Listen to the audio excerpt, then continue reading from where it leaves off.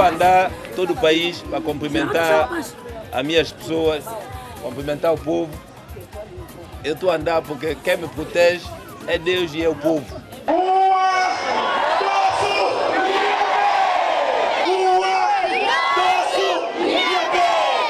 O ADI é o grande vencedor das eleições. Conseguiu 33 dos 55 mandatos. Essas eleições comprovam o alto sentido democrático do nosso povo e o contexto político em que elas se desenrolaram faz com que qualquer político santomense, a partir de hoje, deverá, mais do que nunca, respeitar o povo santomense. Juro, por minha honra, cumprir e fazer cumprir a Constituição e as leis, defender a independência nacional, promover o progresso econômico, social e cultural do povo santomense e desempenhar com toda a lealdade e dedicação as funções que me são confiadas.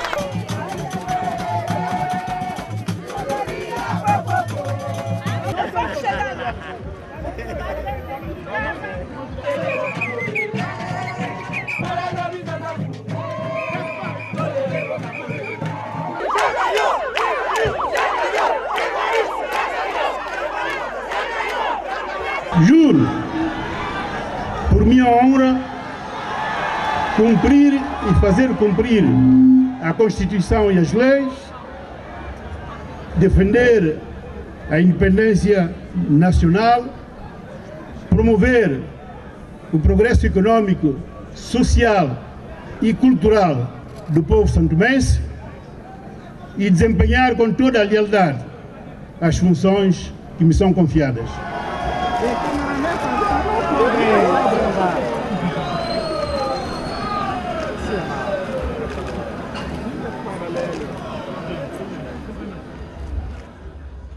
Muito boa noite, caras e caros telespectadores e também a todos os nossos rádio ouvintes. Tal como anunciado, esta edição do 50 Minutos é especial porque vou ter a conversa com o Primeiro-Ministro, chefe do Governo e presidente do ADI, partido que lidera o país com maioria absoluta depois das eleições de 2014, para falar dos 3 anos de mandato e do último que agora começa.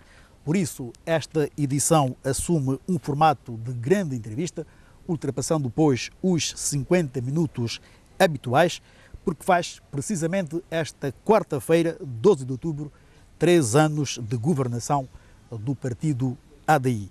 A conversa com o Dr. Patrício Trovoada vai centrar-se na figura do homem que governa o país nesses 3 anos, sua governação, sua visão para o desenvolvimento de Santo Tomé e Príncipe, sobre a política internacional e outros aspectos inerentes. Outra questão que importa referir é que estamos fora do cenário habitual do 50 Minutos devido a obras que decorrem no estúdio desse programa, obras essas que vão estender-se por mais um mês. Senhor Primeiro-Ministro, muito boa tarde, não digo boa noite por razões que já explicamos. Nós agradecemos pela sua disponibilidade. Boa tarde e obrigado por me receber nesse programa. Ok. Sr. Primeiro-Ministro, já passaram por aqui, portanto, no palco dos 50 Minutos, alguns ministros do seu executivo que falaram de questões inerentes a função que desempenham e das grandes opções do plano de desenvolvimento dos seus respectivos ministérios.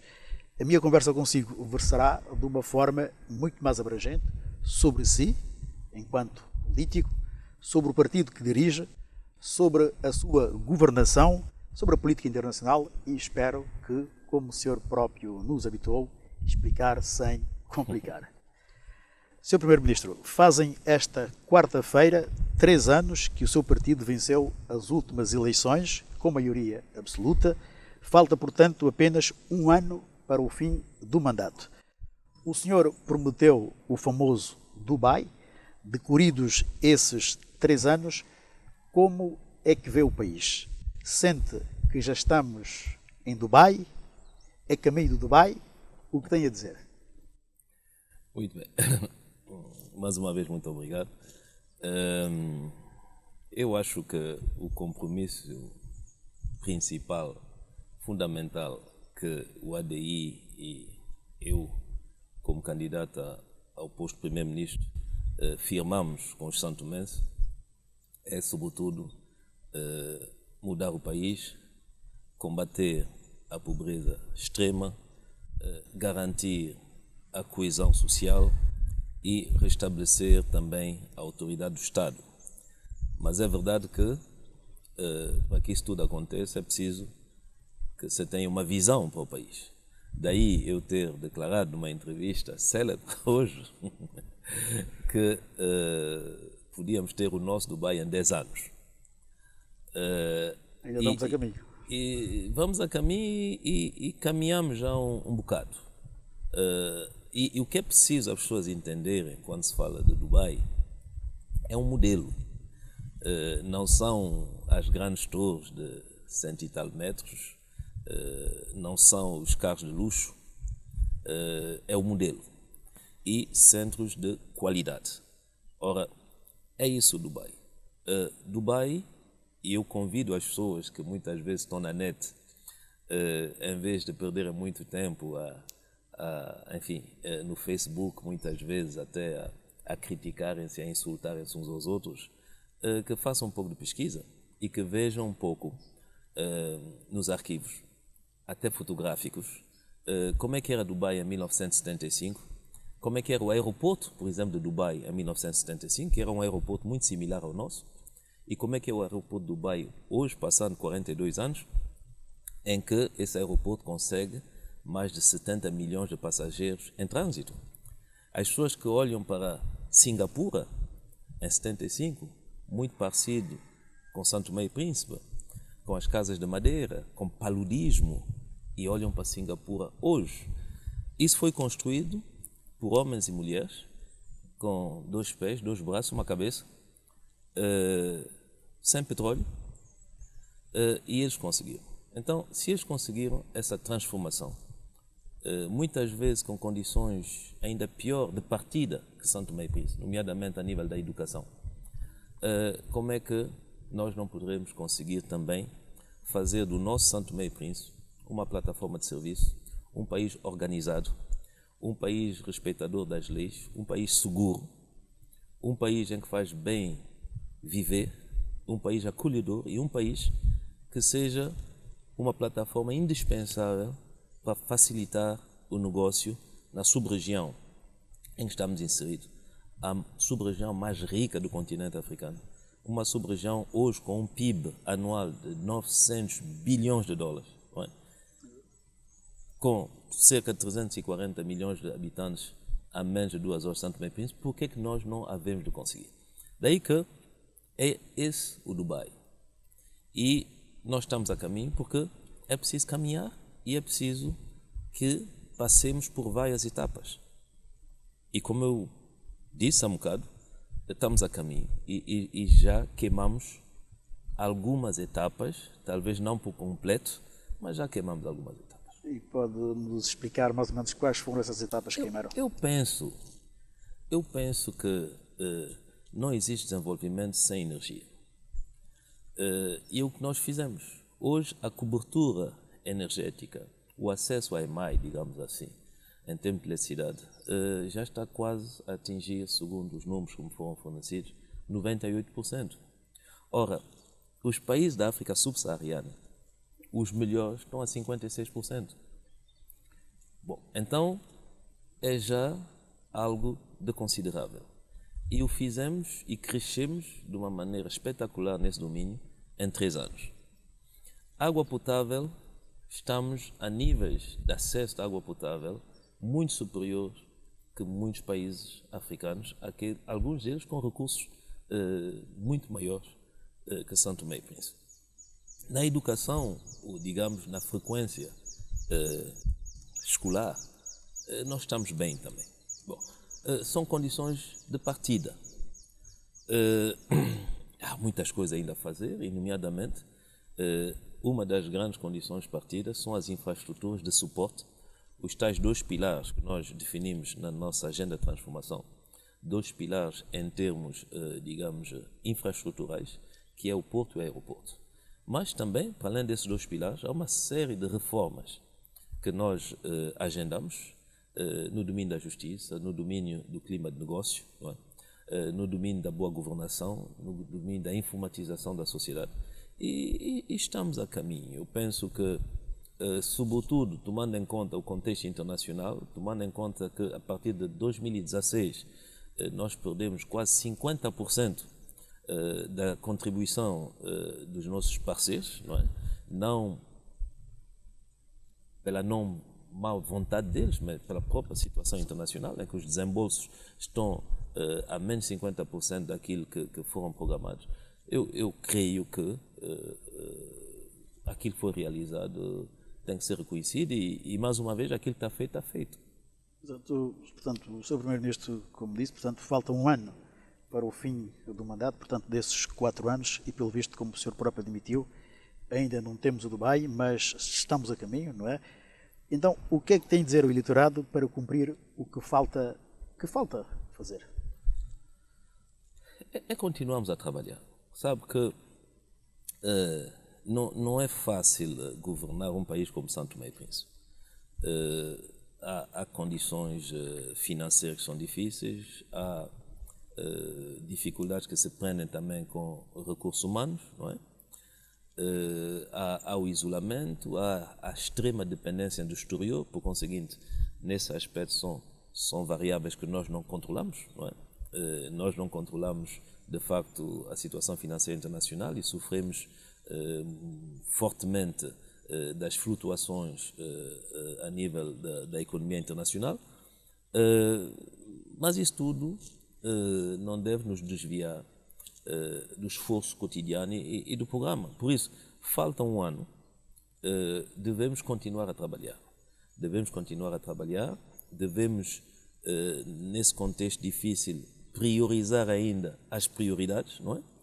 E devemos ter a preocupação de continuarmos a servir as populações. Sabe que quando falta um ano para acabar o mandato, e é normal, cada indivíduo fica a pensar o que é que vai ser de mim, não é? Uns querem abandonar o navio, outros estão no navio, mas estão um pouco incertos, outros estão mais seguros, não é? Mas esses aspectos psicológicos não me afetam. O que é preciso é continuar com a nossa missão, e a nossa missão é servir os santomenses, é cumprir com as nossas promessas e ver nos próximos 12 meses, aliás, como é que nós conseguimos chegar lá. Agora, há tentação de relaxamento também a nível das medidas, porque isso está difícil, é preciso tomar medidas, é preciso sancionar. Bom, quando uma pessoa está um ano de acabar o mandato, há uma tendência também de não tomar medidas, porque as pessoas não vão gostar, porque as eleições estão a caminho. Não contam comigo para isso, porque as medidas, quanto mais tarde você toma, mais alto é o preço. Por conseguinte, nós não vamos fazer demagogia, vamos continuar a governar, vamos falar a verdade, vamos ser pragmáticos, vamos priorizar as coisas e, enfim, no momento certo em que o povo fará o seu julgamento, nós estaremos aí para aceitar a vontade popular. Okay. Já que falamos das próximas eleições, ao fim e ao cabo, que vão ter lugar já no próximo ano e possivelmente gerais, uma vez que as autárquicas e regionais foram adiadas, como vê o posicionamento do seu partido e do governo? Pensa que tem margens para voltar a ganhar as próximas eleições? Olha, eu acredito que sim, mas você pode me dizer que é uma resposta fácil. Mas do ponto de vista objetivo, eu acredito que sim. Com maioria absoluta? A única vitória tem que ser maioria absoluta. E eu vou voltar a essa questão. Mas eu acredito que sim, por quê? Porque se nós olharmos aquilo que foi feito em 3 anos, aliás, se os santomenses olham aquilo que foi feito em 3 anos, e se tiver um bocadinho de memória para olhar aquilo que a oposição, não é? Que está toda unida contra nós. Porque é preciso perceber, só há 2 blocos. O ADI e aquilo que nós chamamos a Troika. Conseguinte, se olha-se aquilo que a Troika fez nos últimos anos e aquilo que nós fizemos em 3 anos, as pessoas podem comparar. Podem comparar o que conseguiram obter em 3 anos, eletricidade, água, estrada, reformas, e aquilo que obtiveram desse outro grupo de políticos nos anos todos que eles passaram no poder. 2. Do lado da oposição, não há nenhuma inovação. São as mesmas caras. Podiam dizer, não, agora são novos dirigentes, vamos ver o que essa gente vai dar. Mas são os mesmos. Então, a comparação é simples. Por outro lado, em 3 anos de oposição, até ainda hoje que estamos a falar, e se calhar ainda amanhã, a única linguagem da oposição é temos que acabar com Patrício Trovoada. Não há outra. Não há outra. Nas reuniões políticas, temos que acabar com aquele homem.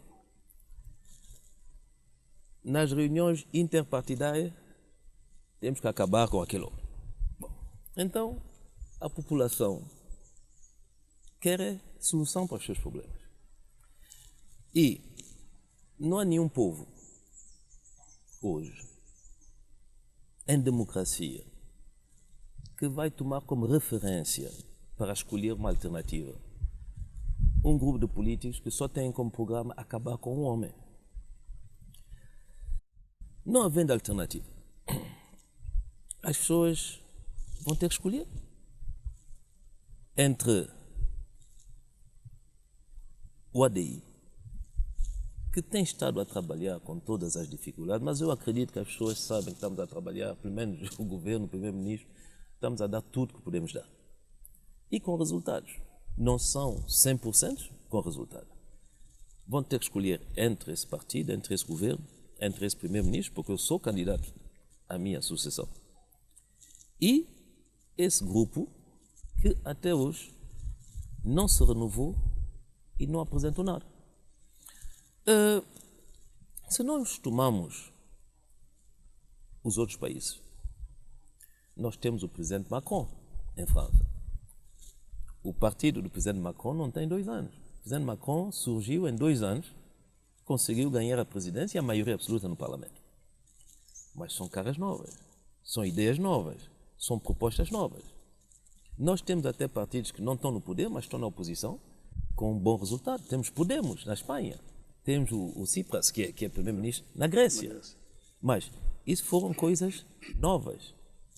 Coisas novas. Por isso,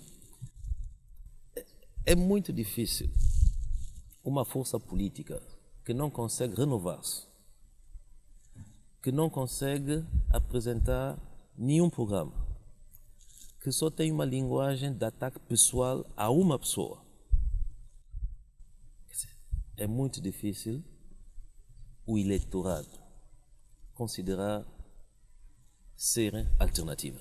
Então, eu acho que sim, há boas condições para o ADI, se não cometer erros, se continuar a trabalhar, se souber... Só tem um ano. Sim, mas o que está feito, está feito. Está feito, está feito. Nós não estamos a acordar hoje. Então quer dizer que esse seu otimismo prende-se com o facto do senhor ser, digamos, o próximo candidato, não é? E a confiança que o eleitorado de santomense tem, portanto, no seu governo. Não. Eu estou confiante porque eu acredito no povo santomense e no seu bom senso. No seu bom senso. Eu não... Há pessoas que gostam de mim, há pessoas que não gostam de mim, é normal. Mas o que é preciso é não perder o bom senso. Porque quando as pessoas têm uma ligação à Rede de Maio, não é pela cor política, são todos santomenses. Se nós fazemos melhorias, é para todos os santomenses. Então, trata-se de bom senso. Podem não gostar do primeiro-ministro, mas a população está mais interessada nos resultados. Ora, se não houver alternativa, se entre esse governo, esse primeiro-ministro, a alternativa é um partido em que anda todos os dias na luta entre eles, em que não há nenhum programa, em que todos os dias que vêm não são capazes objetivamente de apresentar uma solução. É só uma política de ódio contra uma pessoa, mentira contra uma pessoa, difamação contra uma pessoa. Eu acho, acreditando no bom senso dos santomenses, daqueles que gostam da ADI, que não gostam da ADI, mas daqueles que estão preocupados com o seu próprio futuro. Esse grupo de oposição não representa alternativa. E como eu digo grupo de oposição, porque estão unidos. Quer dizer, o PCD perdeu já a sua alma. Eu até não me lembro do PCD. Eu falo do MLSTP, considero MLSTP mais as sucursais. PCD, UDD, etc, etc. O PCD também perdeu a sua alma. Por conseguinte, não pode haver vitória sem que haja maioria absoluta. Há dois blocos. Ou o povo não vota no ADI e então entrega o poder à Troika, ou o povo vota no ADI e o ADI continua a governar. Não é possível, estamos a pensar que existe uma vitória sem maioria absoluta. Se o ADI chegar primeiro sem maioria absoluta, significa derrota do ADI. Por isso aí, eu chamo a atenção às pessoas, porque há um ano das eleições, a oposição está consolidada como um bloco. Por isso não haverá maioria relativas. Haverá ou vitória ou derrota. Mas eu acredito no bom senso dos santomenses. Mas no caso não consiga a maioria absoluta, não puder coligar-se com um partido que dará sustentabilidade governativa, neste caso, sei lá, se for o MLSTP ou a Troika, como o senhor diz. Sabe uma coisa? Eu já deixei... Eu sonho de vez em quando, mas eu conheço também os meus compatriotas e os meus opositores. Sejamos realistas. Sejamos realistas. Eu não tenho nada contra os militantes do MLSTP, pelo contrário. Eu não tenho nada contra os militantes do PCD, pelo contrário. Mas eu sou realista. Quer dizer, eu penso que vou continuar a dar sinais de abertura até as eleições, porque o ADI tem que crescer, o governo tem que continuar a granjear simpatias e apoio por parte da população. Isso também se faz pela abertura. Eu sou um homem sempre disponível para a abertura. E, aliás, todos aqueles do MLSTP ou do PCD que sabem trabalhar e que querem trabalhar para São Tomé e Príncipe são bem-vindos. Agora, a direção desses partidos, eu também os conheço. E é normal, quer dizer, estão a trabalhar juntos, estão a dividir tudo juntos, a estratégia dividem juntos, o dinheiro dividem juntos. Isso aqui é um partido, quer dizer, a oposição hoje é um partido. O único problema que eles têm é que não tem líder. E estão nessa batalha de liderança. Mas é um partido. Por conseguinte, eu duvido, só se surgir um novo MLSTP, com caras novas, com atitude nova, é que eu poderei começar a pensar que com esse MLSTP é possível nós fazermos uma coligação e trabalharmos. Mas eu duvido que isso surja nos próximos meses. Eu tomo o exemplo da Alemanha, não é? Nós assistimos a uma dada altura numa grande coligação SPD-CDU. Bom, isso às vezes é mesmo saudável para o país. Nós somos um país pequeno, com fragilidades, com problemas de recursos humanos, com desafios de curto prazo. Por que não? Mas é preciso ser realista também. Quer dizer, eu vos digo, porque não vale a pena estarmos a fazer aqui especulações completamente fantasistas, com esse MLSTP não é possível. Fazer coligação? Não é possível, não será possível. Há muito, os ingleses dizem bad blood, há muitas coisas aí que eu acho do lado deles não viabiliza. Agora, eu penso que São Tomé e Príncipe só pode ganhar se a qualidade dos políticos e do debate político for mais alta, não é?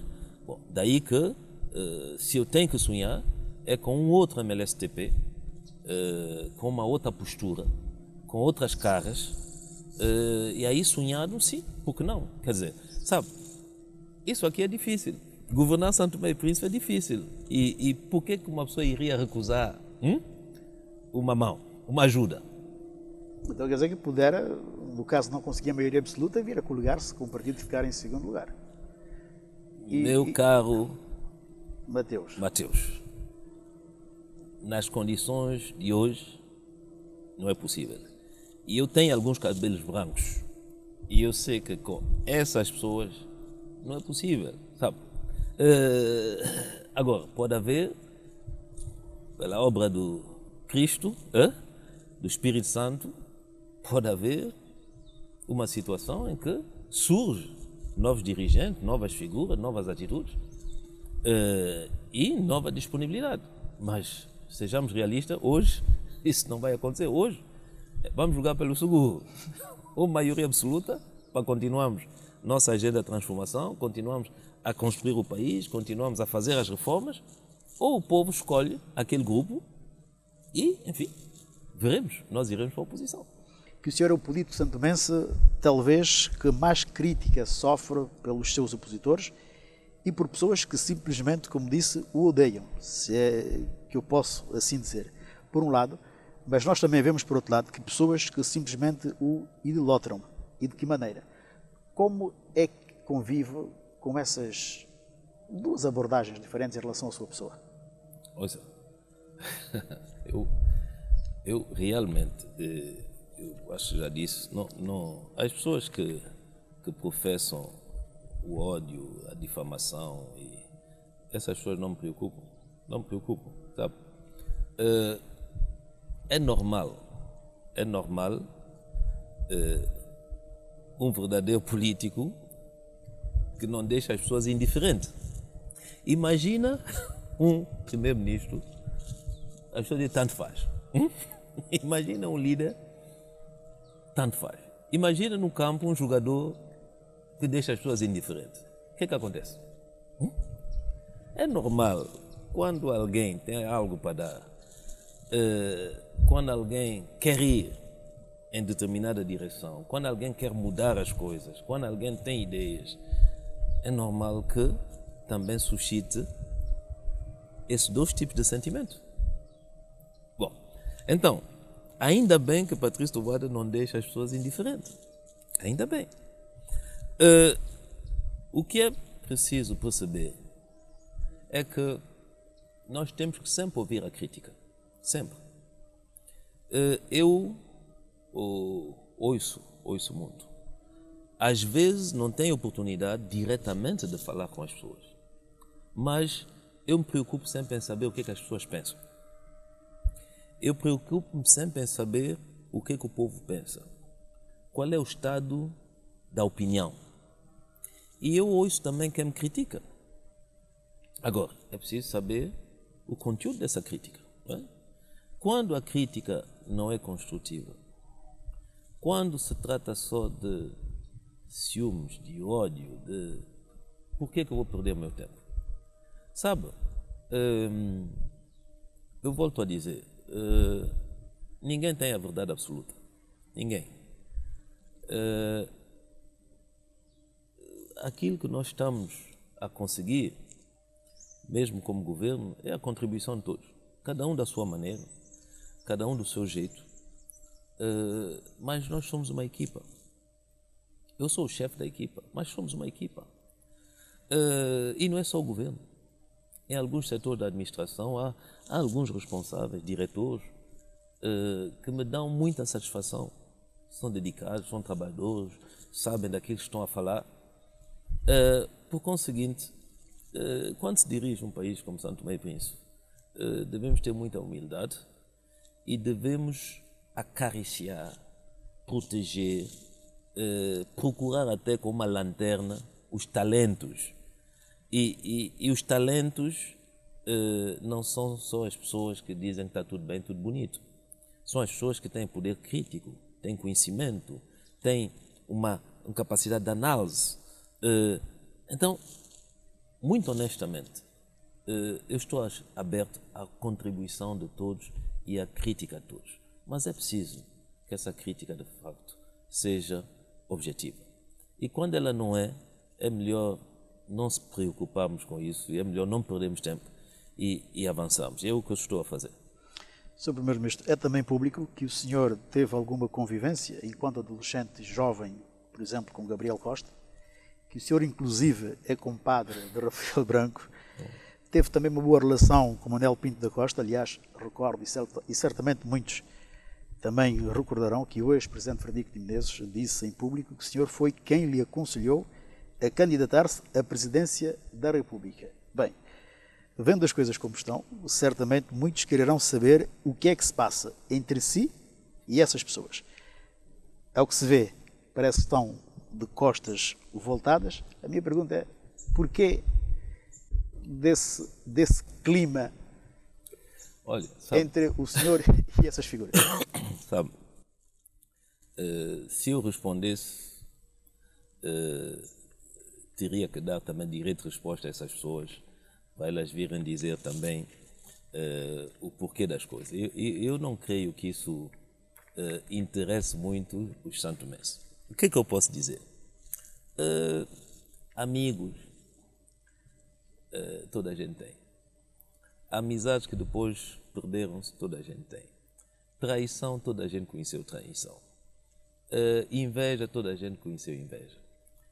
Incompreensões, toda a gente na sua vida conheceu incompreensões. Por conseguinte, eu acho que citou algumas pessoas, outras pessoas que também, enfim, podia ter citado de exemplos também positivos, de amizades sólidas, longas, inquebráveis. Eu acho que isso faz parte da vida e todo ser humano, todo santomense tem um pouco essa experiência da vida. Eu acho que o mais importante é a nossa consciência. Não é? Se nós temos a nossa consciência tranquila, tudo bem.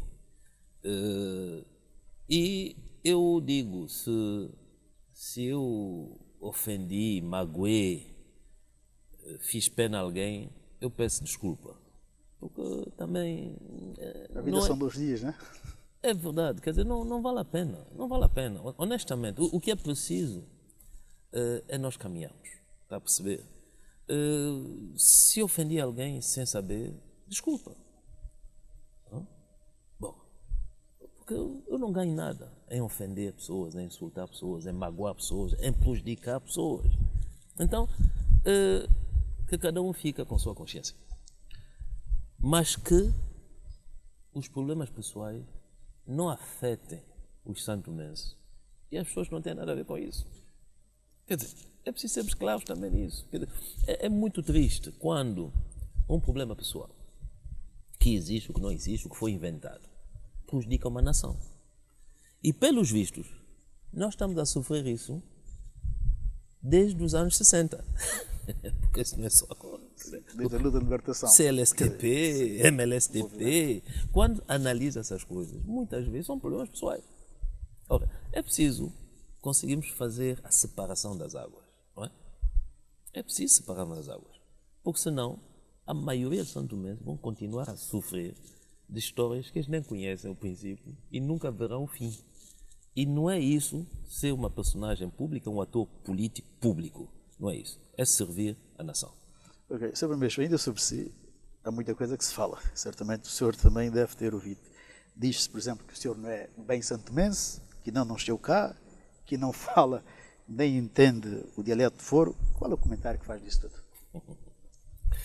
Bem, quanto ao dialeto, quando o dialeto está muito puro, é verdade que eu tenho dificuldade a entender, não é? Quando vem com os versos, etc., tem dificuldade. Mas o dialeto aí de todos os dias eu entendo.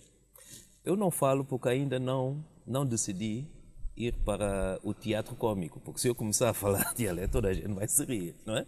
Bom, e um dia, quando eu não serei primeiro-ministro, se calhar eu começo a experimentar o dialeto publicamente para que toda a gente possa se divertir um pouco. Agora, essa questão de não ser santomense é um falso problema. É mais um problema que as pessoas levantam para dividir os santomenses. Quer dizer, quem é verdadeiro santomense e quem é meio santomense ou falso santomense? Ouça. Que me digam, quando é que se começa a ter o verdadeiro santomense? Nós temos gente que veio da Sierra Leoa. Eles não são santomenses? Temos gente que veio de Cabo Verde. De Biafra. De Biafra, não sei. De Angola, de Moçambique. Não são santomenses? Nós temos pessoas aqui com sangue português. Não são santomenses? E muitas das pessoas que andam com essa conversa, quem não é santomense, todos têm passaporte português. Agora, eu pergunto. Eu sou filho de pai e mãe santomense, nascido no exterior. Mas quanto é que nós não somos hoje? Hoje nós temos cerca de 70 mil santomenses fora de São Tomé e Príncipe. E graças a Deus não são todos estéreis, estão a fazer filhos. Quer dizer que se calhar nós temos todos os anos cerca de 1000 santomenses novos nascidos no exterior. Eles não são santomenses. E quando alguém decide, faz a escolha de ser santomense e que nós damos a nacionalidade, vamos dizer que ele não é santomense? Nós temos pessoas que escolheram ser santomense. São russos, são portugueses, são vietnamitas, são libaneses, são nigerianos, são senegaleses, são alemães, são americanos. Quer dizer, dá-se a nacionalidade e depois não são santomenses?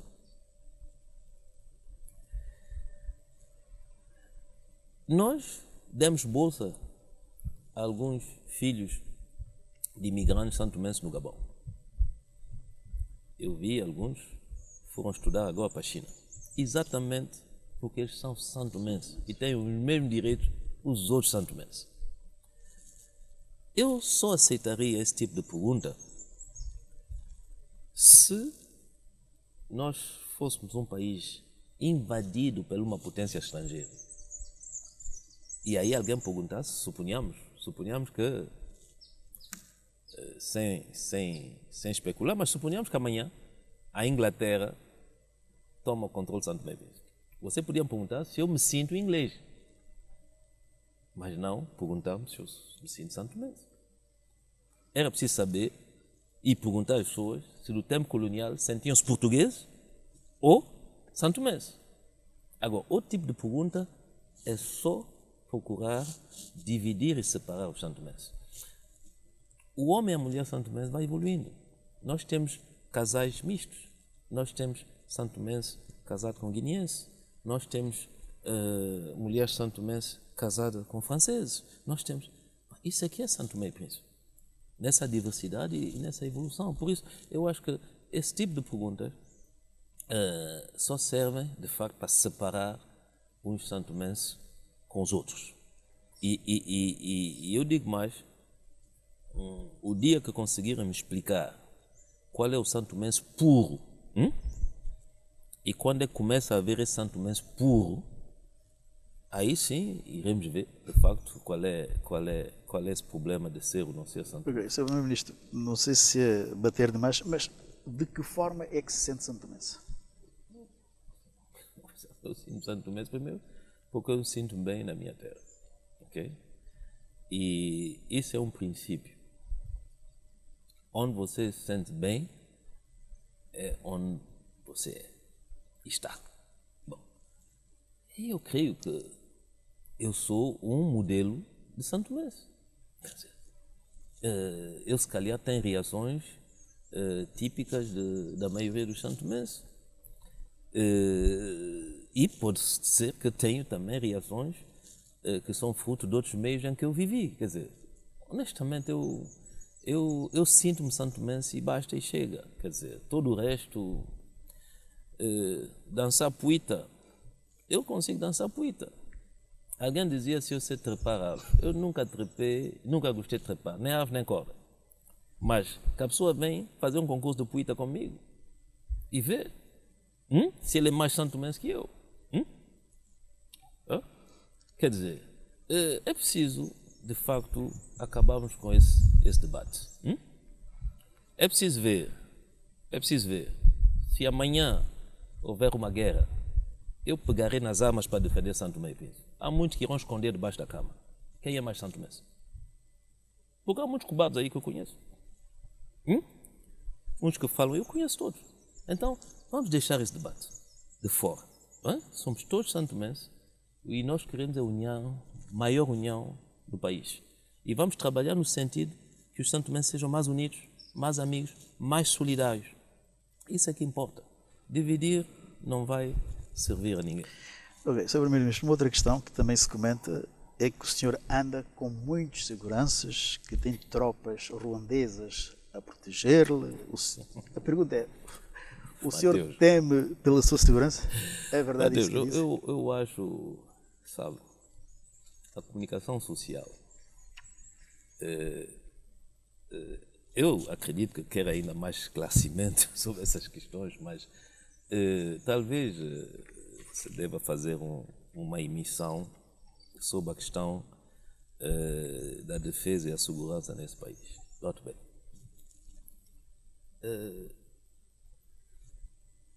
Em termos de atualidade, há dias, um indivíduo em Las Vegas conseguiu entrar num hotel, subiu para o quarto com 22 armas automáticas e da janela matou 59 pessoas e feriu quase 500 pessoas. Bom, nós temos todos os ataques terroristas que nós temos hoje, botijas de gás que se põem nos prédios, N situações hoje de terrorismo, que às vezes não se prendem com um ato organizado, planeado, não é?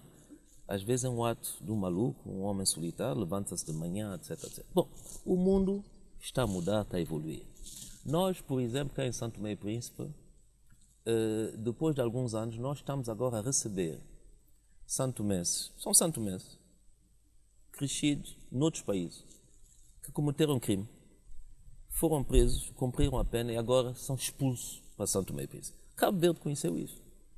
Cabo Verde começou a receber jovens cabo-verdianos que cresceram nos Estados Unidos, nos gangues, etc, etc, e que eram membros de organizações criminosas, não é? Foram presos nos Estados Unidos, cumpriram a pena, mandaram-nos para Cabo Verde. Transferiram para Cabo Verde os problemas de criminalidade violenta que havia nos Estados Unidos, transferiram para Cabo Verde. Bom, nós temos N situações. Bom, será que Santo Tomé e Príncipe, que é um país que quer abrir ao turismo, que deve, não é que quer, não tem outra opção senão de se abrir ao turismo, etc, etc. Será que Santo Tomé e Príncipe pretende crescer, que as pessoas ficam mais ricas, com mais bens, com mais conforto, etc. Será que nós devemos deixar de lado a questão da segurança? Não. Não. Então, eu penso que muitas vezes os políticos aqui confundem o que é a segurança. Quer dizer, as pessoas acham que ter muita gente à sua volta é poder. São os sinais exteriores do poder. Tem segurança, tem 3, 4 carros, tem não sei o quê. São sinais exteriores do poder. Eu não vejo as coisas assim. Eu, como chefe do governo, pela lei da defesa nacional, é que eu tenho que trabalhar também para a defesa e segurança do país. Como ministro da Defesa e com as outras estruturas, nós estamos a trabalhar no sentido de preparar e de capacitar melhor as forças de defesa e segurança. Bom, E outra coisa, nós somos um país em que não há renovação. Não há renovação política, mas também não há renovação em muitas instituições. Nós temos instituições em que daqui a 3, 4 anos, as pessoas que serviram essas instituições vão para a reforma. Não houve transmissão do conhecimento, não houve formação, não houve modernização, não houve nada. E então vamos para o vazio. Então é preciso, de facto, trabalhar-se para modernizar, preparar melhor, adaptar as nossas forças de defesa e segurança em função dos novos perigos. Outra situação também que é preciso fazer. É preciso trabalhar no sentido de que as forças de defesa e segurança se tornam cada vez mais republicanas. Nós temos um historial. As forças de defesa e segurança, antigamente, eram um partido único. Toda a gente era membro do partido, do Comitê Central. Bom, e, ao longo de todos esses anos, temos que evoluir. Estamos em democracia. Temos que formar gente nova com um espírito novo de missão. Defender as instituições. Não é defender Patrício Trovoada. Defender as instituições. E isso quer dizer o quê? Formação, reestruturação e um certo outro número de ação, motivação, etc, etc, para que as forças correspondam melhor à sua missão. Por conseguinte, não se trata de Patrício Trovoada. Uma das coisas que o governo vai fazer, por exemplo, é unificar todo o comando que tem a ver com a proteção dos dirigentes. Já não vai haver quem protege o presidente, quem protege o primeiro-ministro, quem protege o presidente da Assembleia Nacional. As pessoas têm que proteger as instituições. Isso tudo tem que ser unificado. Por isso, mesmo nesse domínio, estamos a trabalhar. E as pessoas não podem olhar para isso como sendo uma questão pessoal. Estamos a trabalhar para deixar também nesse setor as coisas organizadas, modernizadas, adaptadas, com recursos humanos, digamos, mais novos, mais bem preparados, e para dar também um plano de carreira aos jovens. Quer dizer, é preciso perceber-se que nós somos um país jovem, maioritariamente jovem. Os jovens são impacientes. É preciso eles aprenderem a paciência. Mas é preciso também os jovens terem uma perspectiva. E exatamente nas forças também de defesa e segurança. Saber quando é que eu chegarei lá também, quando é que vai ser a minha vez. Será que eu serei capaz de assumir as minhas responsabilidades? O que é que o Estado me deu em termos de formação, em termos de carinho, em termos de acompanhamento? Outro problema que nós temos, inerente também à sociedade, é a indisciplina. Temos indisciplina nas forças, toda a gente sabe, toda a gente fala disso. Então, como é que se acaba com a indisciplina? Também com a formação, com a reestruturação. Porque não é só com o bastão que você acaba com a indisciplina. É também com a conversa. É também com o investimento. É também com a valorização daqueles que merecem. Bom, então, nós estamos a fazer isso tudo de uma maneira tranquila. Eu sei que há ciúmes, eu sei que há disse que não disse, eu sei que mesmo dentro das forças há alguns que não deviam estar na força, que passam a vida também nos Facebook e não sei quantos, não é? E que deviam ser punidos, mas muitas vezes nas forças também ninguém assume as suas responsabilidades para punir aqueles que se comportem mal. Isso tudo é Santo Tomé e Príncipe. Agora, nós estamos a tentar consertar as coisas, mesmo nas forças de defesa e segurança. E eu quero vos dizer uma coisa. Aliás, todas as forças sabem disso. Eu costumo dizer, mais vale estar sozinho do que mal acompanhado. Então, qual é a minha filosofia? Mesmo as forças, eu digo, olha, façam o vosso trabalho.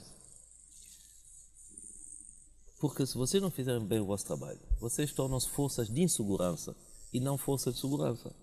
E aí mais vale estar sozinho do que mal acompanhado. E o que é que eu digo às forças? Vocês não estão a servir nem Patrício Trovoada, nem Evaristo Carvalho, nem José Diogo. Vocês estão a servir às instituições. E vocês têm que aprender a servir as instituições. Daí que nós queremos unificar tudo. Quem está hoje de serviço com Patrício Trovoada, primeiro-ministro, talvez daqui a um mês está de serviço com o Presidente da Assembleia Nacional, está de serviço com o Presidente Supremo, está de serviço com o Presidente da República. Quem está hoje com o Presidente Supremo pode vir estar de serviço, prestar serviço com o Primeiro-Ministro, para que as pessoas tenham essa ideia de servir às instituições. Então, é um trabalho de fundo que nós estamos a fazer e estamos a fazer um trabalho sério. Agora, como sempre, as pessoas querem meter intrigas, querem meter divergências e eu espero e vamos fazer tudo para que esse clima de intrigas e não polui também as forças de defesa e segurança. Sr. Primeiro-Ministro, com tudo isso que disse, com essas contradições, inimizades, ódio, acha que o nosso país tem de facto futuro? O país tem futuro, sim, eu acredito. E sabe, eu estou nessa vida política porque eu acredito que o país tenha futuro. E, mesmo se nós falarmos de todos esses problemas, eu acho que deveríamos falar mais daquilo que está bem. E a maioria do povo santomense é um povo bom. A maioria. E, senhores, se nós andamos entre a Rádio Nacional à noite e o Hotel Pestano, às vezes há assaltos,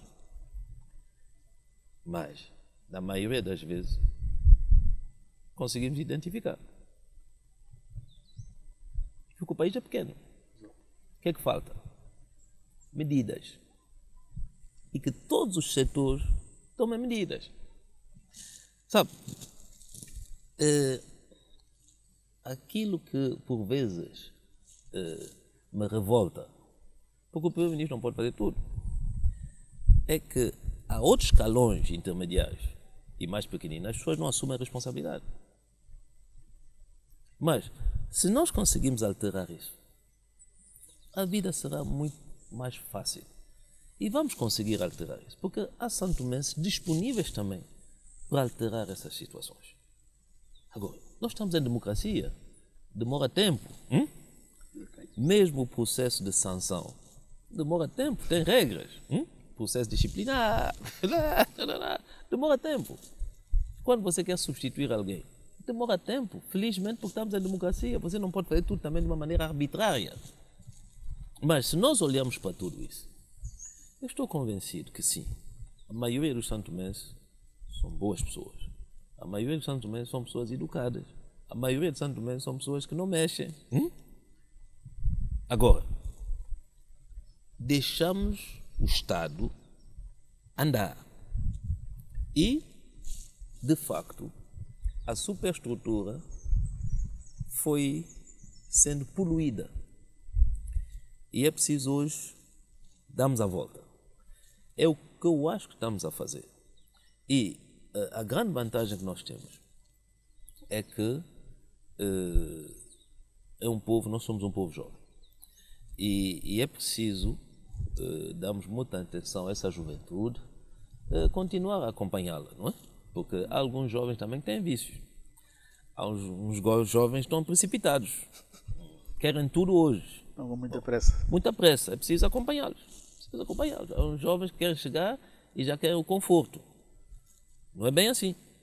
Mas eu conheço o país e eu digo que, na generalidade, as coisas não estão tão mal assim. E nós temos muitas oportunidades. É preciso continuarmos a trabalhar e é por isso que eu ainda sinto-me útil, está a perceber? Porque as pessoas podem perguntar, mas com tantas críticas como a vida, assim, por que é que o senhor quer ainda? Eu quero porque eu me sinto útil e eu quero porque eu sinto que muitos outros santomenses pensam como eu. Talvez não tenham coragem de dizer, talvez não tenham coragem de falar, mas pensam como eu. Então, eu costumo dizer, vamos juntar as pessoas boas. E as pessoas boas não é só a ADI. A ADI também tem os seus maus. Juntar as pessoas boas.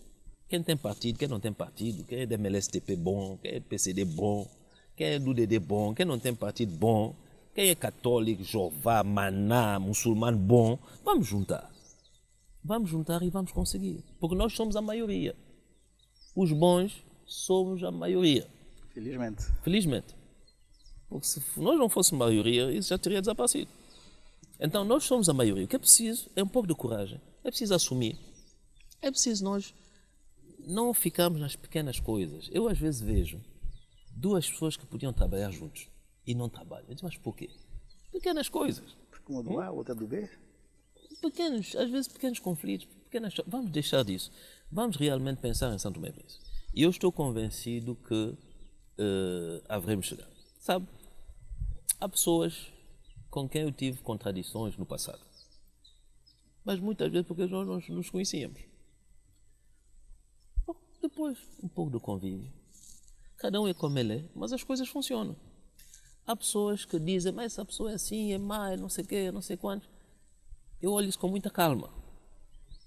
Porque se eu fosse reagir, ouvindo as pessoas em quem eu tenho confiança, mas que têm um problema B que eu desconheço com a pessoa C, eu entraria também no jogo. Eu nunca faço isso.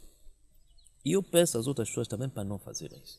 Há pessoas que acordam de manhã, dizem que eu estou a rogar praga contra Patrício Vale. Você conhece Patrício Vale? De manhã rogar praga? Vamos deixar dessas atitudes que talvez, como perguntou há um bocado, pode ser que isso seja característica de Santo Tomé, eu não sei, mas eu não acredito. Eu creio que o nosso grande trabalho, e é um trabalho que é grande, mas que com um pouco de coragem podemos fazer, é um trabalho sobre nós próprios. Mentalidade, atitude, comportamento, um pouco de contenção, para ver se nós conseguimos construir a paz entre nós. E as pessoas de boas, as pessoas que querem ver esse país avançar, ter um bocadinho de coragem também para assumir. Não tem receio.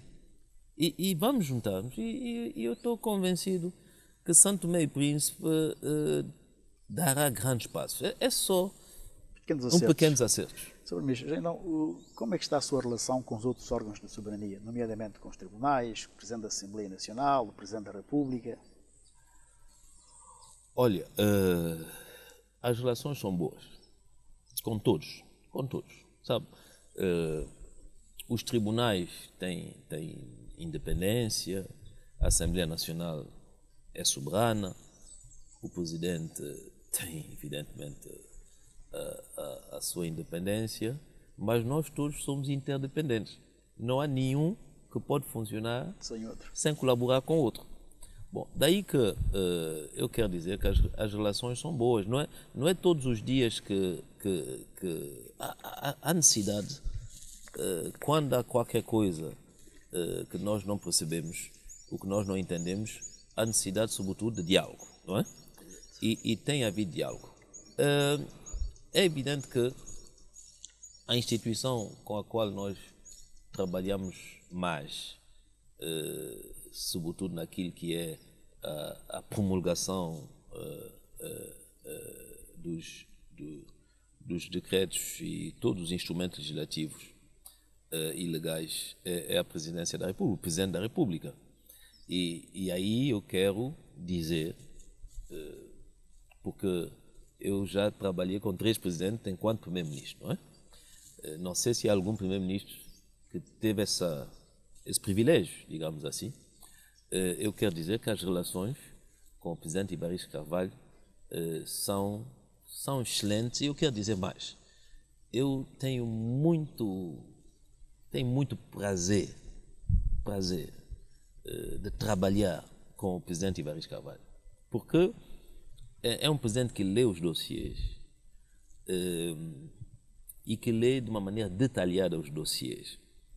Então, uma pessoa tem que estar também preparada quando vai ao encontro do presidente, não é? É um homem de grande experiência, é um homem de muito tacto.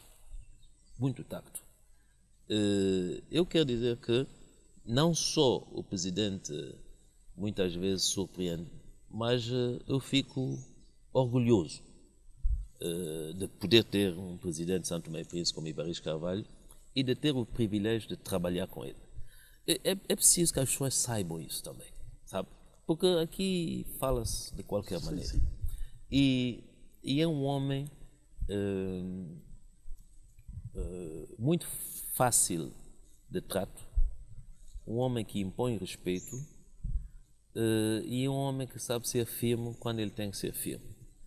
Agora, eu digo que é um privilégio para nós, porque é mesmo essa figura que nós precisamos como Presidente da República, não é? Que ouve toda a gente, que tem bom senso, que é refletido, que tem experiência, não é? E que sabe conduzir as coisas. Daí que é uma vantagem para São Tomé e Príncipe de termos esse bom clima de relacionamento institucional, e é uma oportunidade para nós aproveitarmos para ver se aquelas questões que antigamente criavam choque entre as instituições, nós conseguimos resolvê-las. Porque muito do choque institucional eram questões de pessoas, e de ego, e de não sei quantos. Hoje nós podemos objetivamente discutir dessas questões, dizer, olha, isso não está bem, isso é melhor assim, é melhor consertar assim, vamos introduzir tal prática, vamos tentar modificar tal lei, de modo a que, quando nós saímos dessas funções, quer Ibaís Carvalho, quer eu, os outros que vêm possam beneficiar de um arranjo que evita choque entre as pessoas. Por conseguinte, é uma oportunidade. Ok, Sr. Primeiro-Ministro, o senhor começou a sua vida política ao lado do seu pai, penso eu, em 1991, quando ele era Presidente da República, e depois daí assumiu algumas funções de Estado, como assessor do ex-Presidente Frederico de Menezes, foi também Ministro dos Negócios Estrangeiros, já foi, por algumas vezes, Primeiro-Ministro, embora em períodos mais curtos, portanto, como todos nós sabemos, então isto quer dizer que, de qualquer forma, sente também alguma responsabilidade pelo estado atual das coisas neste país? Olha,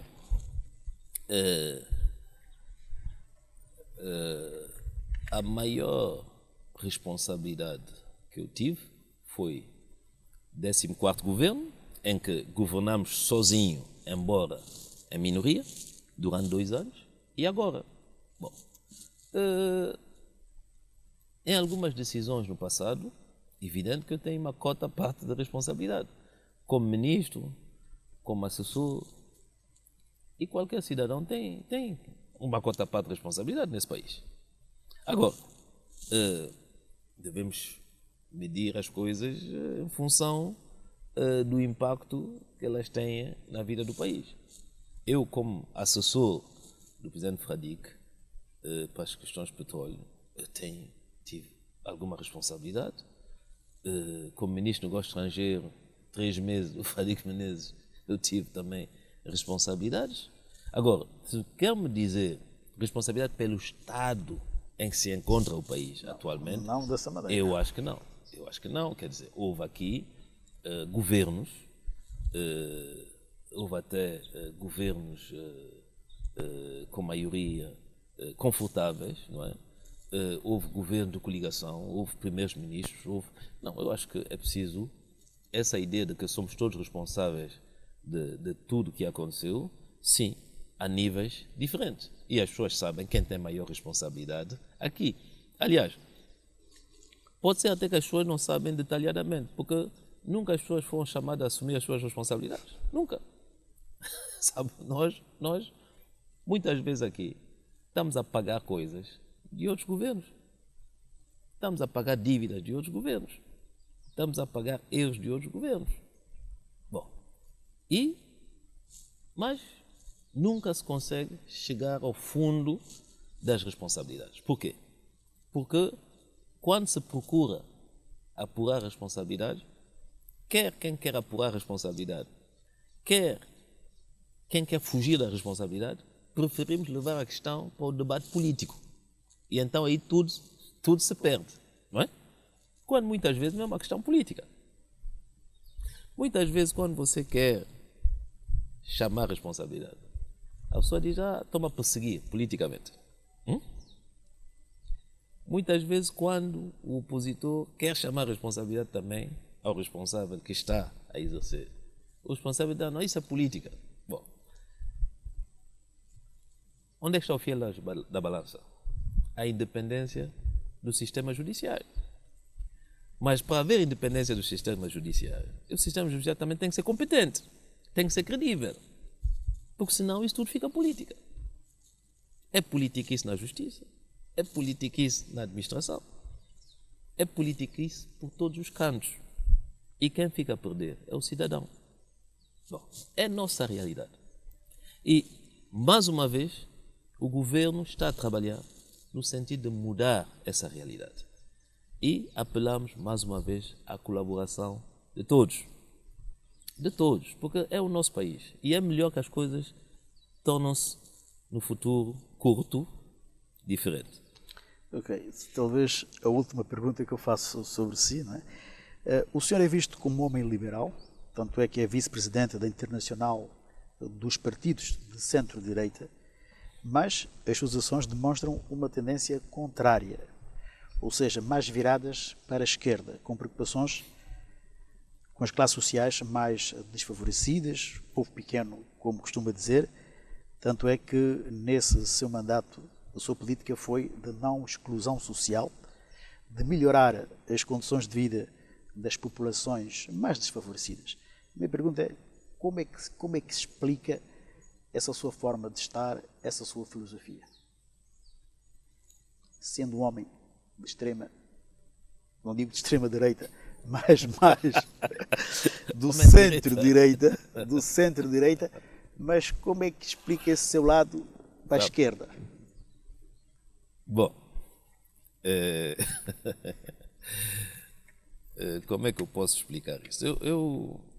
Eu creio que não existe nenhum progresso humano na injustiça.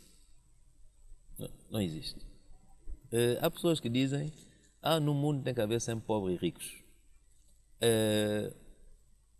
Eu não acredito nisso. Eu não acredito nisso. Eu penso que no mundo toda a gente tem que ser feliz, tem direito à felicidade. O que é a pobreza, o que é a riqueza? Sabe, muitas vezes a doença, se atinge um homem rico, o que ele tem mais do que um homem modesto, alegre e com boa saúde? Então eu não vejo a vida assim. Eu acho que o nosso objetivo é que toda a gente seja feliz.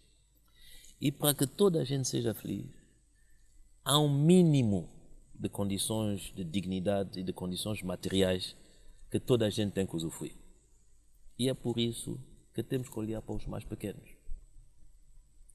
Você tem que ter uma casa, tem que ter um salário, tem que ter água, tem que ter luz, os seus filhos têm que poder ter acesso à escola. Você tem que ter, primeiro, direito de poder se tratar e possibilidade de se tratar quando está doente. Bom, isso é o mínimo. Quando você adquire um bem, esse bem tem que ser protegido. Você não pode trabalhar um mês todo e um ladrão vir e tirá-lo tudo. Isso é o mínimo que temos que garantir às pessoas. Bom, mas você também, para ter o trabalho, para ter um emprego, tem que haver também alguém que crie a empresa, que possa investir o seu dinheiro. Tem que haver alguém que gosta de empreender e que possa empreender em boas condições. E que tem que ter o seu mérito também. Que tem que ter a remuneração também do seu dinheiro. Bom, daí que eu não sei se eu sou liberal, se eu sou de esquerda. O facto de ser vice-presidente da Internacional da Democracia do Centro é porque, mais uma vez, nós temos que participar na governação global desse mundo, sabe? É verdade que na Internacional da Democracia do Centro estamos lá com a CDU, por exemplo, da Merkel, e as pessoas podem perguntar, mas o que a CDU e o liberalismo alemão que ela defende, o que tem a ver conosco? Mas eu costumo dizer também, nas relações que existem nesse mundo, CDU, PS português, o PSD português, eles defendem os interesses de Portugal. Antes de mais, quer dizer, podemos estar juntos, não? Mas eles são portugueses e nós somos santomenses. Bom, então, o debate para mim, a nível dos partidos da direita, é um debate muito produtivo. O grupo de partidos populares europeus tem a maioria no Parlamento Europeu. Por isso é uma grande vantagem nós somos membros da mesma internacional.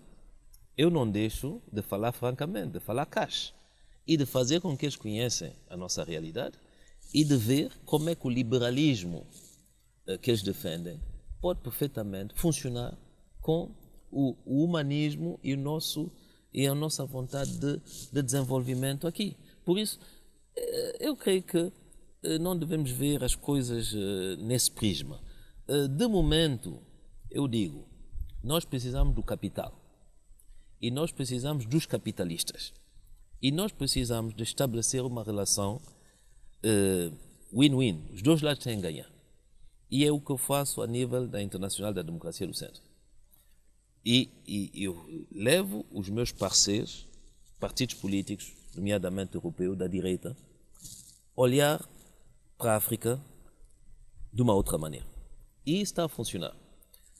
A nível interno, eu digo a toda a gente que nunca vamos construir um São Tomé e Príncipe em paz se houver pobreza, extrema pobreza em São Tomé e Príncipe. Então devemos atacar esse problema, que é um problema de coesão social e é um problema também de criar as condições, os alicerces para o desenvolvimento. Por quê? No nosso país, quando nós temos 97% da população com 6 anos pelo menos de escolaridade, e eu espero que amanhã tenhamos 90% da população com 9 anos de escolaridade. Em termos de mão de obra produtiva e em termos de custo de mão de obra, se é para fazer pequenos trabalhos sem grande qualificação, o capital irá procurar mão de obra noutros países. Qualificada. Então, o nosso problema é que a mão de obra qualificada, ela tem que ser produtiva e ela tem que ter uma remuneração justa. Por conseguinte, a evolução de São Tomé e Príncipe, que é um país pequeno, tem que ser a qualidade. E a qualidade tem um preço.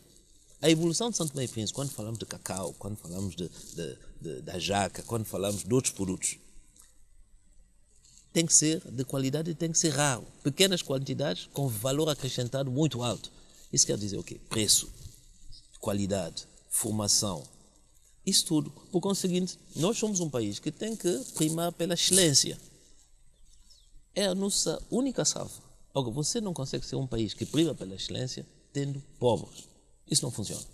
Então, temos que ir por etapas, temos que vencer primeiro essa pobreza extrema, para depois, de facto, posicionarmos o país naquilo que é, eu penso, o seu segmento estratégico de crescimento sustentado.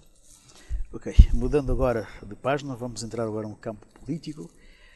Há uma decisão que o senhor pessoalmente assumiu enquanto presidente do partido no poder e chefe do executivo, claro, juntamente com outros responsáveis do governo e também do seu partido, que foi a ruptura das relações diplomáticas e de cooperação com a República da China, Taiwan, que levava já 20 anos, e o restabelecimento das relações com a China Popular. Por que dessa viragem, no seu entender?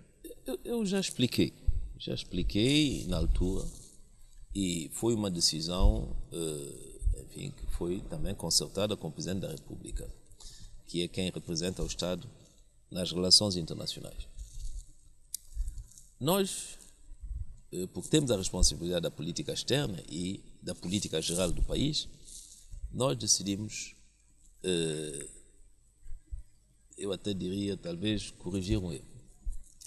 E, mais que isso, nós decidimos que nós não podíamos ter uma política de exclusão e de hostilidade em relação aos países que são reconhecidos pelo direito internacional.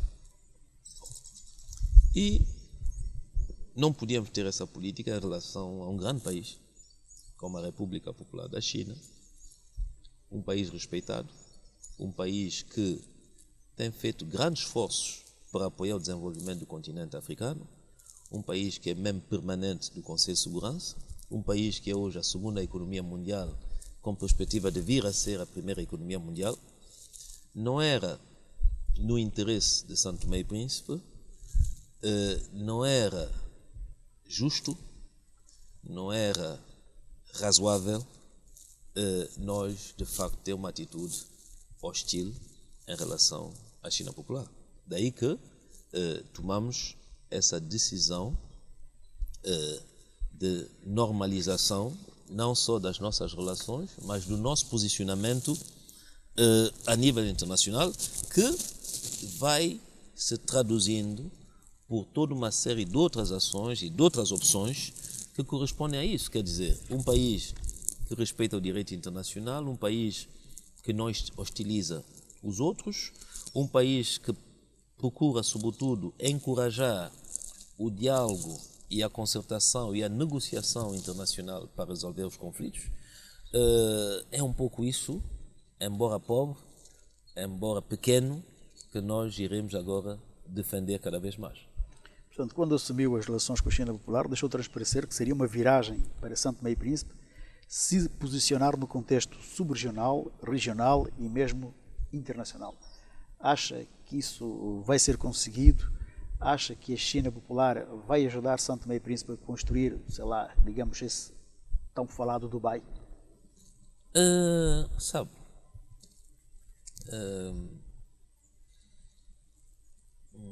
é preciso dizer uma coisa. A adoção da política de uma só China não é um oportunismo de curto prazo.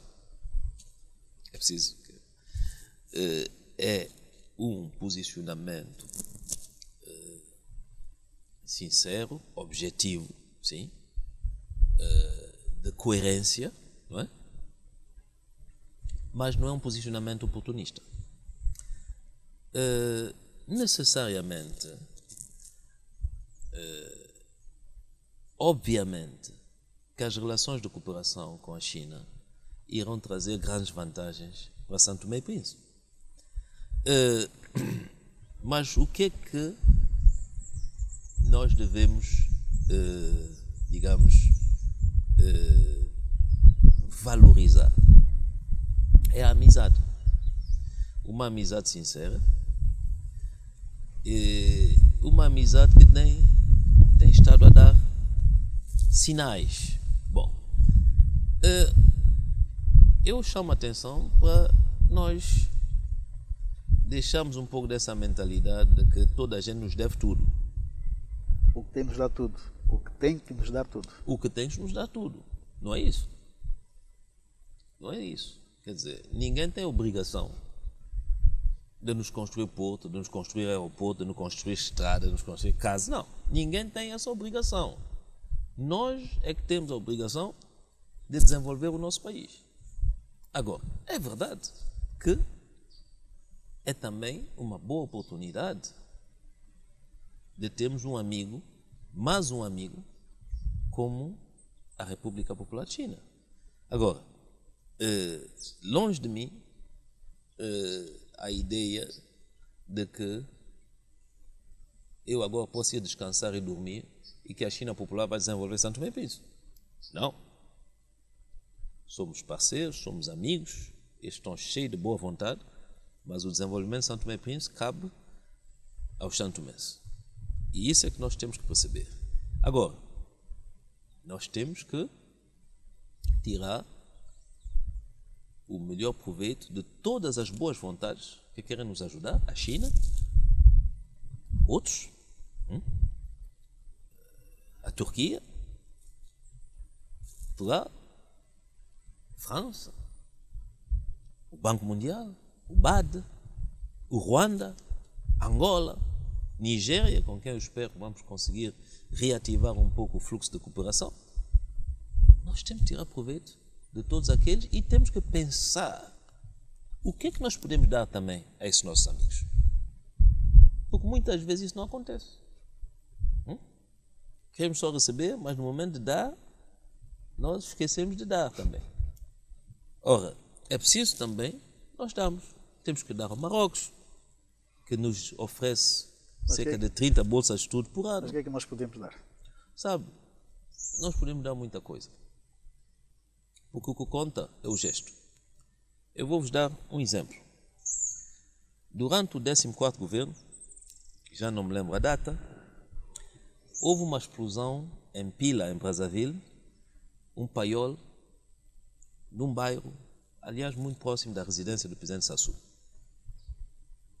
Aquilo aconteceu, falei à tarde com o presidente Sassou E no dia seguinte, às primeiras horas da manhã, o nosso Dónia saiu com uma equipa de médicos, enfermeiros, civis e militares para ir apoiar o Congo, Brazzaville. País com quase 5 milhões de habitantes, com produtor de 300 e tal mil barris de petróleo por dia, etc, etc. A imprensa internacional não notou, porque o nosso avião é pequenino, mas nós fomos os primeiros a chegar para ajudar os nossos irmãos congoleses. Eu estou convencido que esse nosso gesto foi muito mais apreciado que muitos outros gestos e ajudas que o Congo recebeu. Mas tínhamos que dar. Damos aquilo que nós temos, mas quando damos aquilo que nós temos de boa fé, as pessoas valorizam muito mais às vezes que nós próprios. E nossa equipa médica e de enfermeiros fizeram um trabalho excelente. E eu aproveito dessa história para dizer que eu gostaria um dia que saísse daqui uma delegação nossa, até de deputados, para irem inspecionar alguns hospitais em África. Depois para vir criticar as Menezes. As Menezes não está bem. Mas é preciso também vermos que nós não somos os piores. Os nossos enfermeiros têm as suas falhas, mas não são os piores. Os nossos médicos têm as suas falhas, que eu critico todos os dias, mas nós não estamos nos piores. Então, devemos continuar a criticar aquilo que está mal em Santo Tomé e Príncipe, devemos continuar a mudar, porque o nosso standard, a nossa exigência tem que ser cada vez mais alta. Mas eu apelo também às pessoas, às vezes, para relativizar um pouco a situação de Santo Tomé e Príncipe. E não estarem sempre na imprensa a falar mal do país, a falar mal dos países, porque os outros pegam a vassoura e empurram o lixo debaixo da cadeira e aparecem como muito bons. Mas nós, Santo Tomé, estamos sempre a dizer que está tudo mal e somos os piores, quando não é sempre assim. Sr. Primeiro-Ministro, é claro que o Sr. Primeiro-Ministro já disse isso várias vezes, mas o Santo Tomé mesmo assim gosta de estar sempre a perguntar para ter a certeza que vai acontecer. Eu queria aproveitar essa nossa entrevista aqui nos 50 minutos em formato especial para lhe perguntar mais uma vez de concreto o que é que nós podemos esperar, quer da China Popular, no âmbito do restabelecimento das relações diplomáticas e de cooperação, como de outros parceiros de que falou agora, primeiramente da Turquia, da Nigéria, mesmo de Portugal ou da União Europeia. Bom, é verdade, mas vou tentar, talvez eu não consiga explicar bem, vou tentar sintetizar. Bom, Portugal, toda a gente sabe, Portugal está numa fase de recuperação. Por isso a situação financeira de Portugal não está bem. Aliás, a dívida pública portuguesa é enorme. Falam às vezes da nossa dívida em relação ao PIB. Portugal deve estar hoje acima de 140% do seu PIB, quando nós ainda não chegamos, eu penso, a 90%. Bom, por isso, Portugal está com dificuldade e quando nós temos amigos que têm dificuldade, temos que perceber essas dificuldades e é o caso de Portugal, enfim, com o qual nós percebemos que há alguma dificuldade em desembolsar a ajuda já, enfim, firmada. Bom, eu penso que a Turquia é um parceiro também de longo prazo. Nós estamos a consolidar as relações com a Turquia. Eu estive com o presidente Erdogan ano passado. Em um ano já abriram uma escola porque eles querem investir no domínio da educação. Hoje é um prédio arrendado. Daqui a 3 anos poderemos começar a construir uma escola com infantário, ciclo primário e secundário e talvez daqui a mais 10 anos eles irão para o ensino superior. Bom, nós continuamos a ter relações excelentes com Angola, não há grandes problemas políticos e de relacionamento com a Nigéria, mas toda a gente sabe que o presidente Buhari esteve ausente durante alguns meses. A Guiné Equatorial, as relações são boas, houve trocas, o nosso Presidente da Assembleia Nacional esteve lá, eu penso que o Presidente Supremo irá também fazer uma visita, por isso já não é só uma questão entre os chefes de Estado, quer dizer, as outras instituições também estabelecem pontos de cooperação. A China, eu acho que toda a gente deve reconhecer, e muitas vezes são estrangeiros que reconhecem, que em 9 meses fizemos um trabalho extraordinário.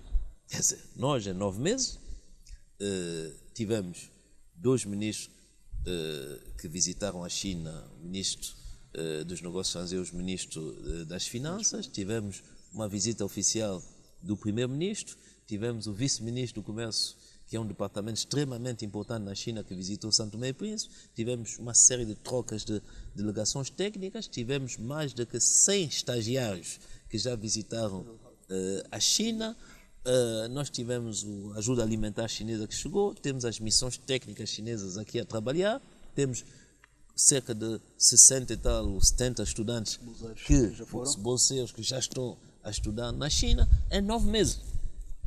E eu creio que só isso é um sinal da vitalidade, do dinamismo e da disponibilidade das autoridades chinesas em cooperar conosco. Bom, o que é que falta?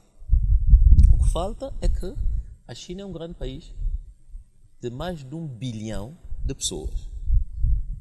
Por isso é uma grande máquina administrativa. E se a China hoje é a segunda potência mundial em termos econômicos, é que é um país que tem regras e um país que é organizado, em que os procedimentos existem e são respeitados.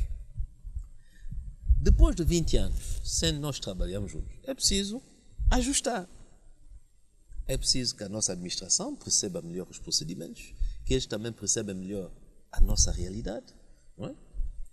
Porque nós somos o segundo mais pequeno país do continente africano. E a China lida com todos os países africanos de uma maneira muito intensa e com uma grande presença. Por isso, a China lida com a Nigéria, com a Argélia, com o Sudão, com Angola, com o Congo Democrático, com a Etiópia, com o Quênia, com esses grandes países. E depois tem o São Tomé e Príncipe, que chegou agora, há 9 meses. E é o mais pequeno, quase. Que é o mais pequeno, que tem os seus pequenos problemas, que vive dependendo extraordinariamente da ajuda externa. Quer dizer, há pessoas que chegam aqui e quando se diz, olha, eu não posso fazer isso a não ser que um país me dá, as pessoas ficam surpreendidas.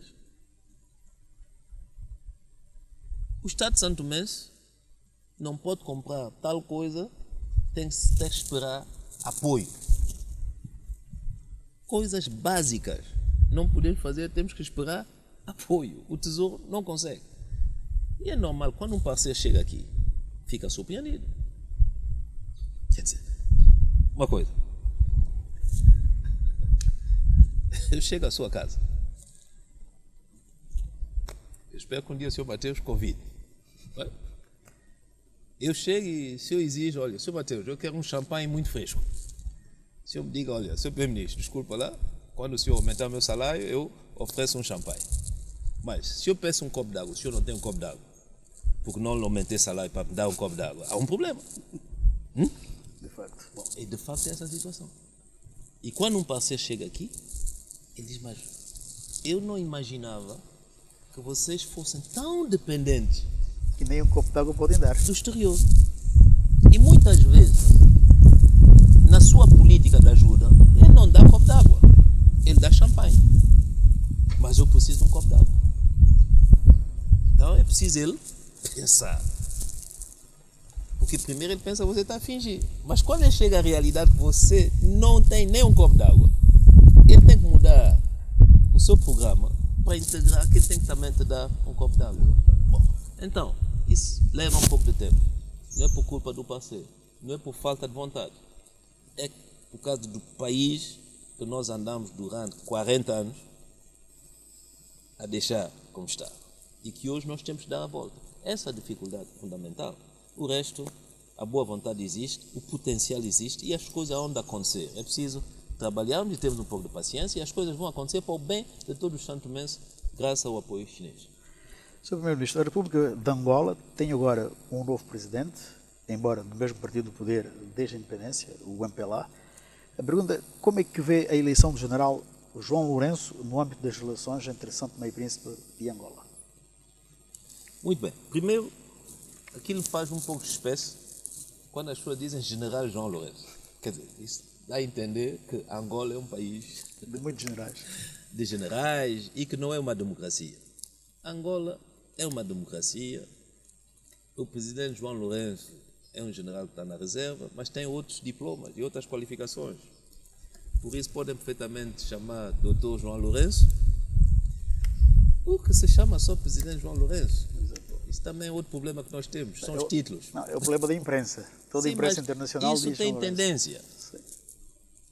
Tem tendência. Fica na moda. Porque quando você começa a chamar o general João Lourenço presidente de Angola, há outros que vão dizer que Angola não é um país democrático. Isso tem tendência. Então eu prefiro presidente João Lourenço, eleito democraticamente como presidente da República de Angola. E eu creio que é uma grande oportunidade para Angola.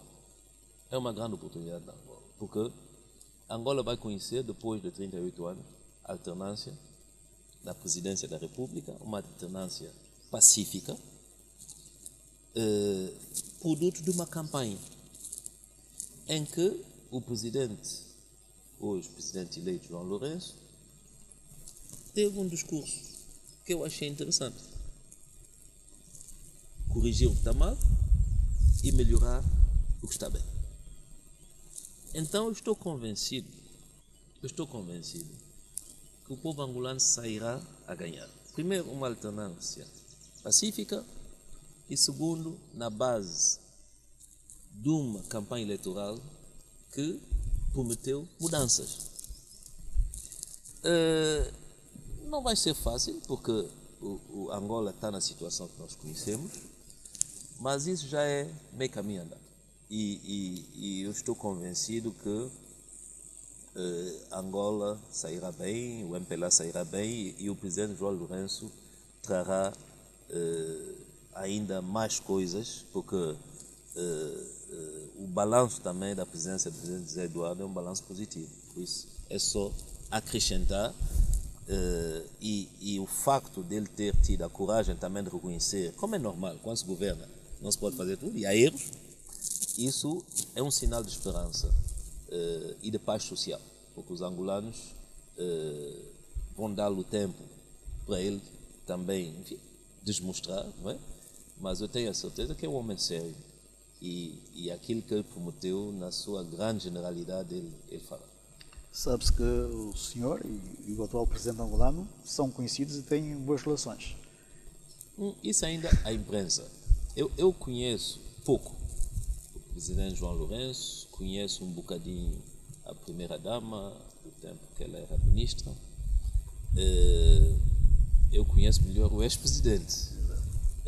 Mas, sabe, as relações entre São Tomé e Príncipe e Angola são relações fortes e evoluíram muito, porque é mais aquilo que eu dizia em relação à política nossa nacional. É preciso evoluir.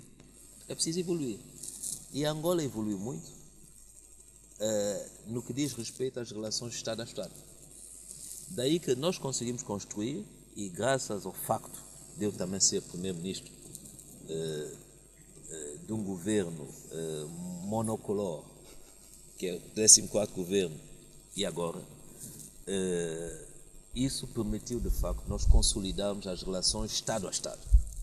Quer dizer que qualquer que seja o governo em São Tomé e Príncipe, qualquer que seja o governo em Angola, as relações vão ser sempre boas. E isso é fundamental.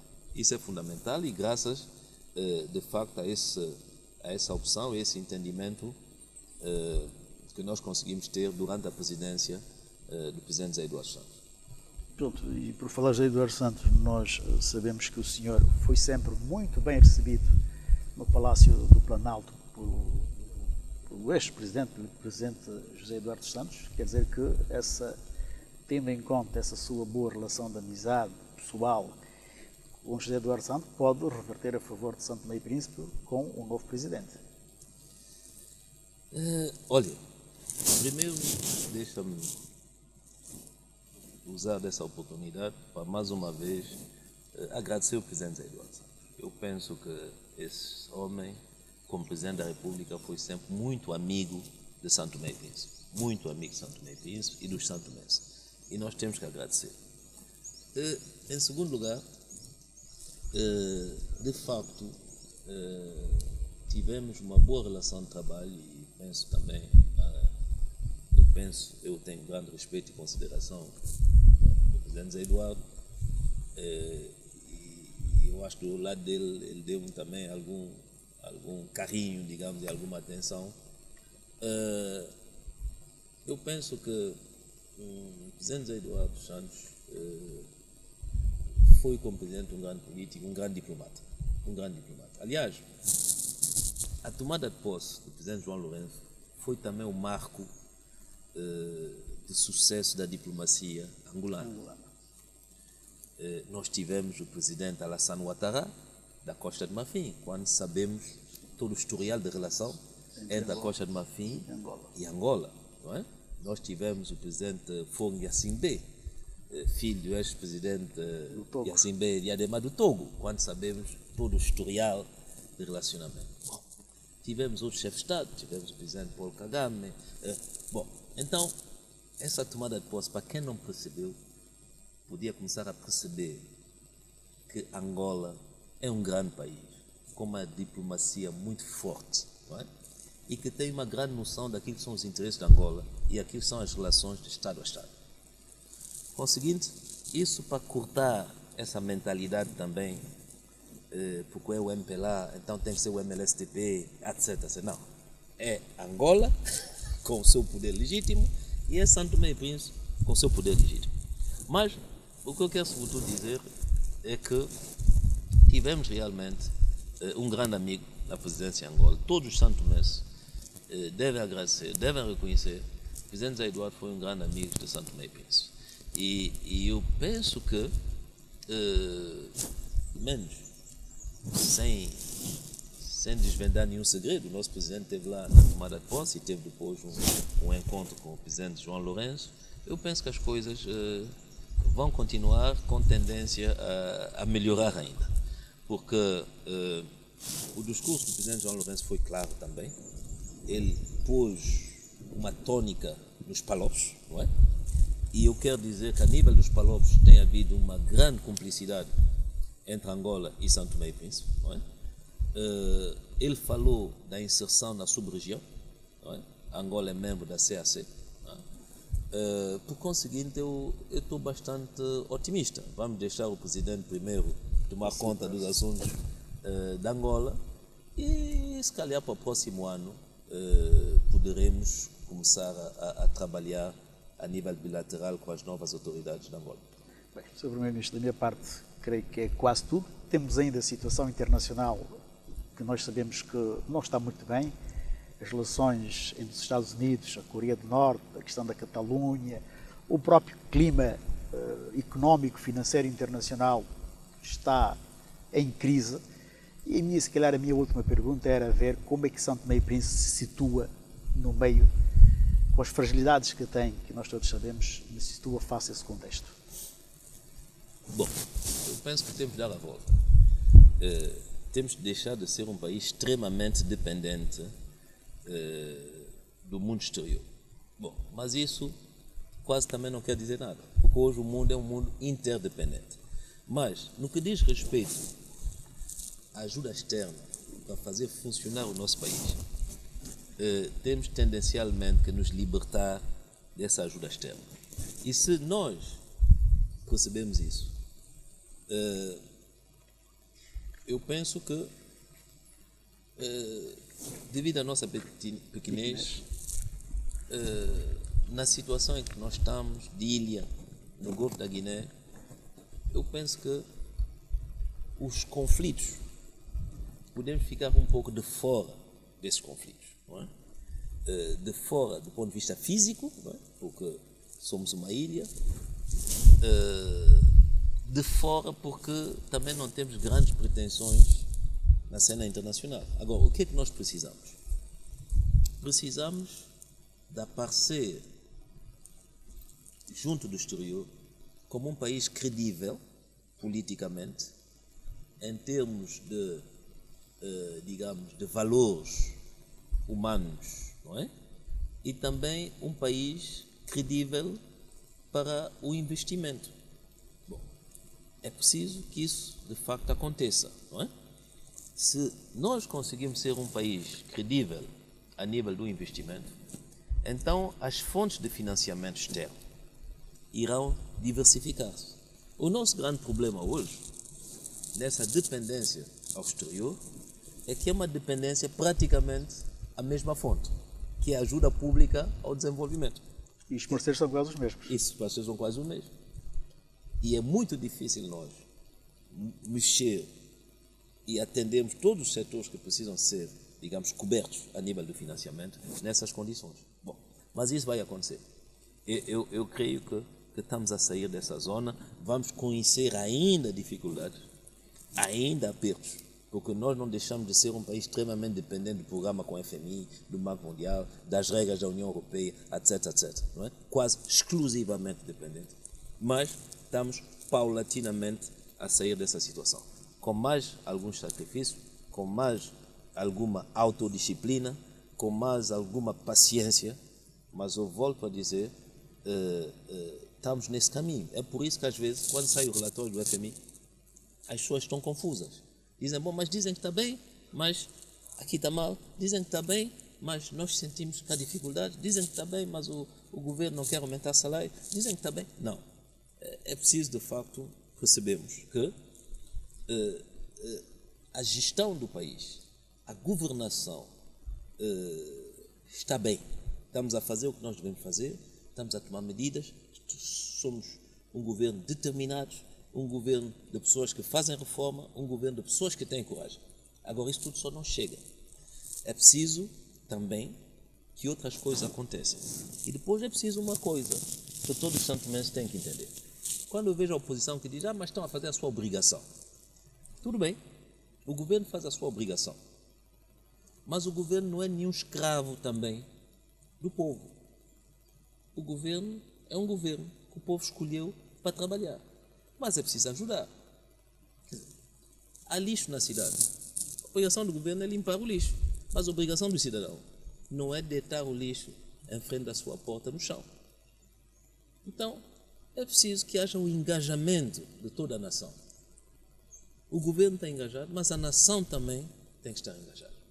O comportamento de cada um tem que também participar do desenvolvimento, da defesa, da proteção e do enaltecimento de São Tomé e Príncipe.